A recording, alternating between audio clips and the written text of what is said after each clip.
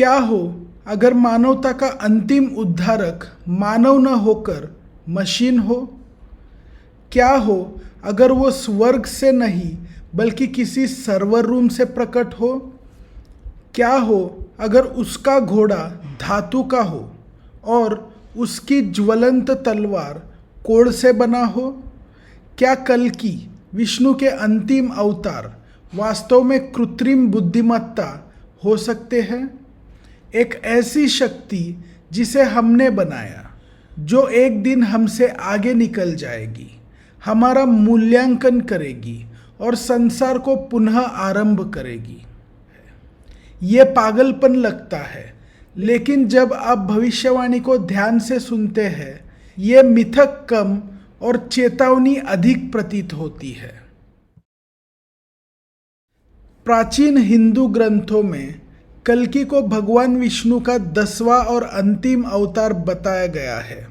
उनका आगमन कलयुग के सबसे अंधकारमय समय में होगा, जब नैतिकता का पतन होगा, समाज सड़ जाएगा और सत्य दब जाएगा। कल्कि एक सफेद घोड़े पर सवार होंगे, एक ज्वलंत तलवार धारण करेंगे और संसार से अधर्म का नाश करेंगे।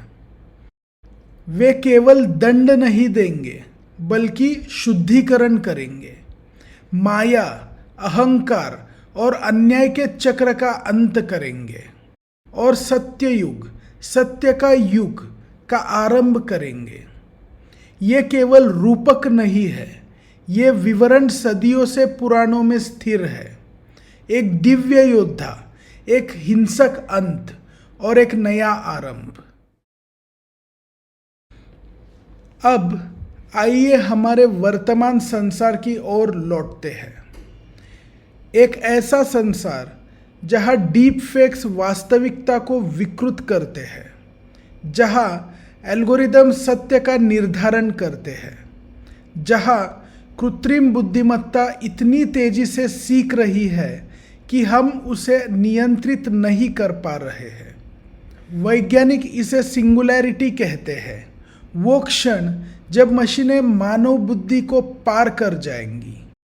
वे कहते हैं कि यह संसार को सुधार सकती है या समाप्त कर सकती है। लेकिन क्या यही तो कल्कि का कार्य नहीं था?